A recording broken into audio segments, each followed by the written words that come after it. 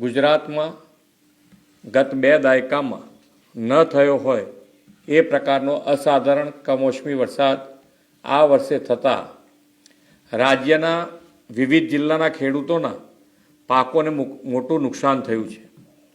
આ સંદર્ભે મેં તથા મારા સાથી મંત્રીઓએ જુદા જુદા જિલ્લાઓમાં જઈને અસરગ્રસ્ત ખેડૂતોની સાથે પ્રત્યક્ષ વાતચીત કરીને તેમની સ્થિતિ જાણી હતી। કુદરતી આપત્તિની આ ઘડીમાં ધરતીપુત્રોની વ્યથાને સમજીને રાજ્ય સરકાર પૂરી સંવેદનાથી તેમની પડખે ઊભી છે।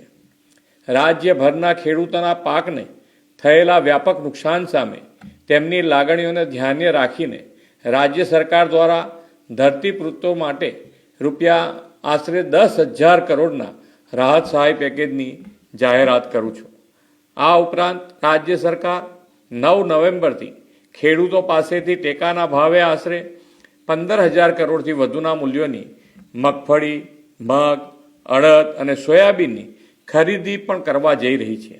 અન્નદાતાઓની આર્થિક સુખાકારીની ચિંતા પોતાના માથે લઈને રાજ્ય સરકાર તેમની સહાયતા માટે હંમેશા પ્રતિબદ્ધ હતી, છે અને રહેશે તેવો વિશ્વાસ આપું છું।